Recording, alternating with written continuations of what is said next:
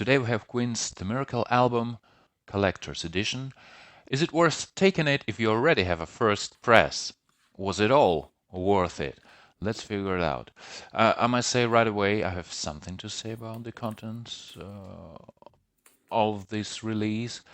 So in this video, I will not just describe what's in it, but I will tell you more about the quality side, about the music. After all, this is the most important thing. So you could enjoy unboxing in the background. This is a deluxe box set for 150 euros.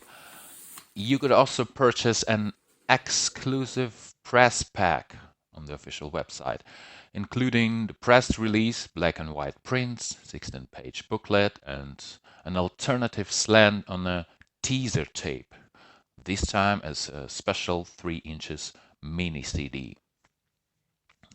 That was a quote from official website. For the exclusive, you had to pay extra 50 euros on top. Of course, this option was quickly sold out, so let's concentrate on this deluxe box set. So, the collector's edition. Even before the release, collectors smashed it to smithereens, but they can be understood. They are interested in neither interviews nor demos. They crave uncompressed sound and multi-channel mix of the entire album, as was done, for example, in the editions of The Game or A Night at the Opera.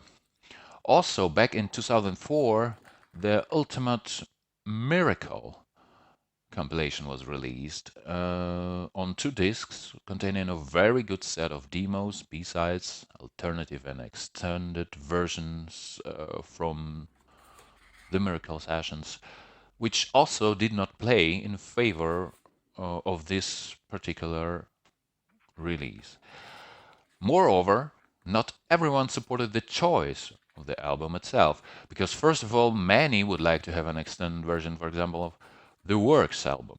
However, I just disagree here, because during the sessions of the Miracle album, huge amount of material was produced, about 30 songs, as Freddie said. So you could see there is plenty to choose from, unlike the Works. I'm not sure there are lots of unreleased materials from that time. So we've got the vinyl here with Too Much Love Will Kill You, suddenly added to the album's track list. Also, the vinyl made with a gatefold cover for the very first time, as they say. Then 60-page book with various photos, quotes, and interviews. Actually, the thing is not bad, but I would prefer to be told first of all about the songs and not about the videos. Mostly there is information about the videos. Then a waste of paper, poster with an album, photos of the guys from the cover, but this time separately. 2 photos of the filtered album's cover, and that's it. Then 5 audio CDs, of which the second one is especially exciting, with recordings from the Miracle sessions. The first disc is just an album on a CD without Too Much Love Will Kill You. This is a remastered version of 2011, which disappointed me personally. I thought there would be a new remaster, and therefore I bought the first press of the Miracle for the purpose of comparison. In vain. Then second disc will be discussed in more detail a little later. Then disc number 3 is very similar to the bonus disc from the 40th anniversary rare release of all Queen's albums in 2011, with singles and extended version as well as B-sides. By the way, in 2005, I did an abdominal abs exercise during listening to the extended version of Scandal. It lasts 6 minutes 35 seconds, and after a year of doing that, I achieved pretty good result. and did more than 100 repetitions during the song's running time. Okay, next is a CD with instrumental versions and a CD with interviews and Rock Lion's radio show. The fifth disc is not on Spotify, and I wonder if this box is worth buying because of this particular fifth disc. Well, that was a rhetorical question.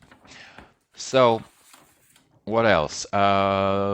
This box also contains DVD and Blu-ray with clips, video clips of the album, interviews with the band members, and the history of the cover.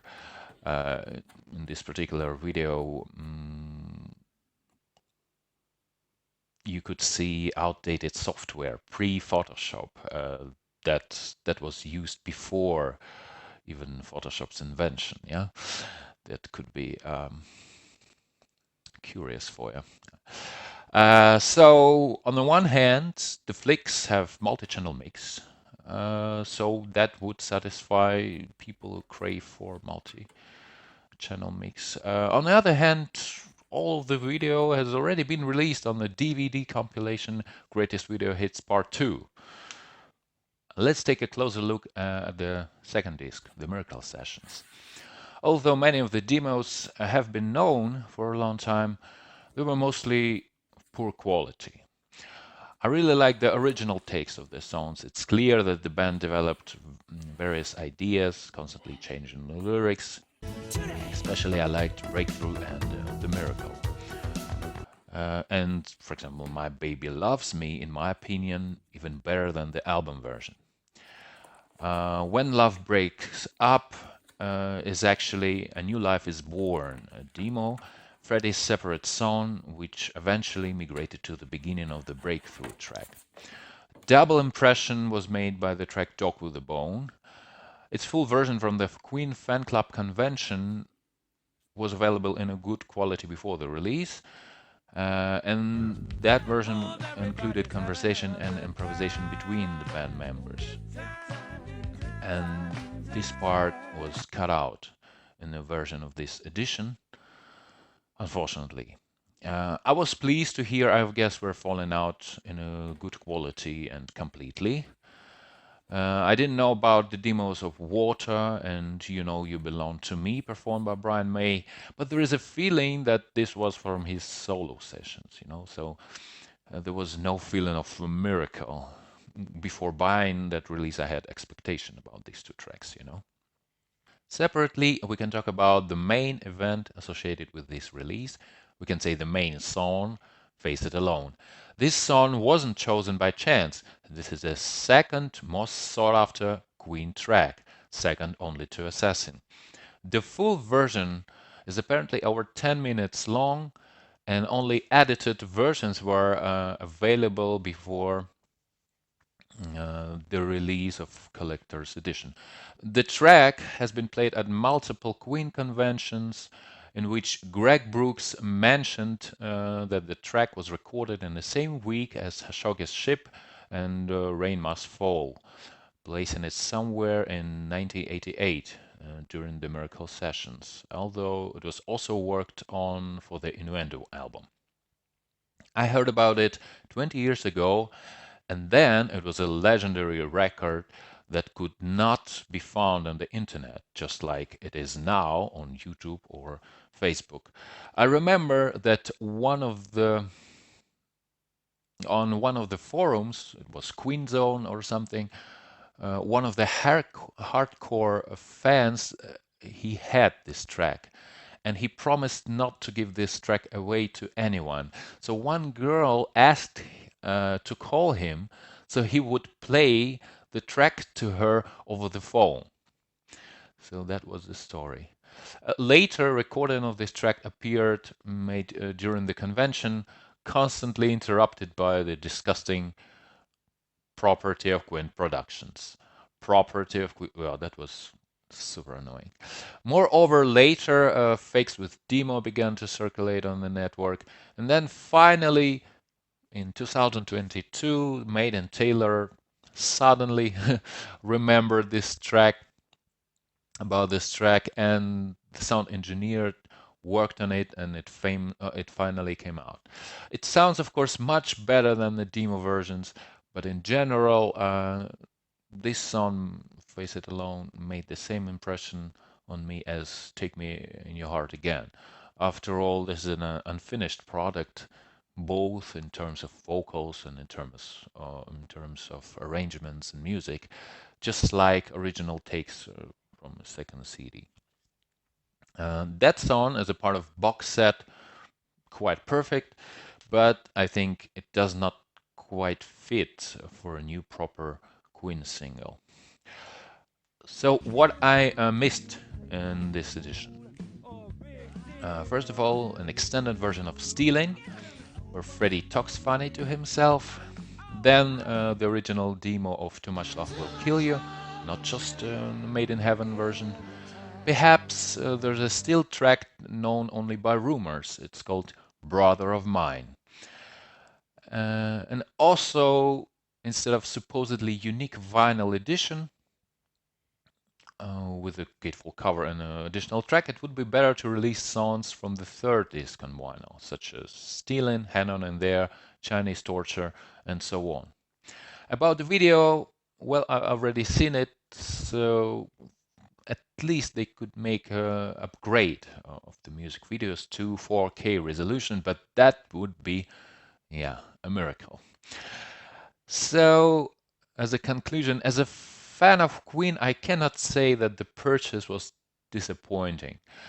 The second disc is still a masterpiece, but still, in principle, the release on Spotify should be enough for the most of fans. And Too Much Love Will Kill Ya on vinyl, you could also hear on Made in Heaven. So, yeah, interviews and a poster on the wall, but they forgot to put polyline dust sleeves. So I heard several annoying cracks while listening to Too Much Love Will Kill You on a vinyl. Was it all worth it? Yes, it was worthwhile experience, at least for me. Thank you for listening. Like, share, subscribe. See you later.